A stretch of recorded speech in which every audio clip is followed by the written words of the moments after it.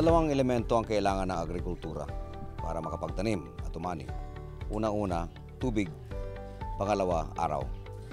Tubig, siyempre, nourishes the plant.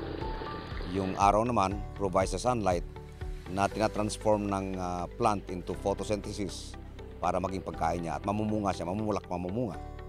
Marami tayong tubig, marami din tayong araw. Ang problema, tubig natin, binabaha tayo. Yung araw naman, nag-drought tayo. Ang problema natin ngayon, out of the 3.9 million hectares na palayan sa buong Pilipinas, only 1.3 million hectares are irrigated.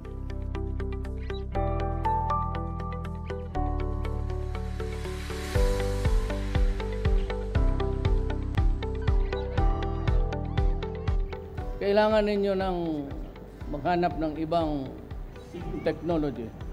The technology is advancing every day. They call it innovation. And it's done everywhere.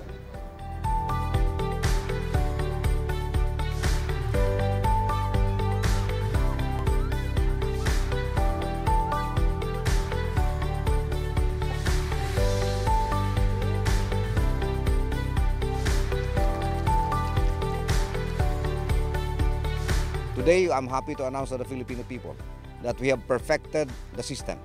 We can draw water at a rate of 1,000 or rather 600 to 1,000 gallons per minute, depending on the intensity of the sunlight. And we can irrigate as much as 150 hectares with spending only less than 8 million pesos.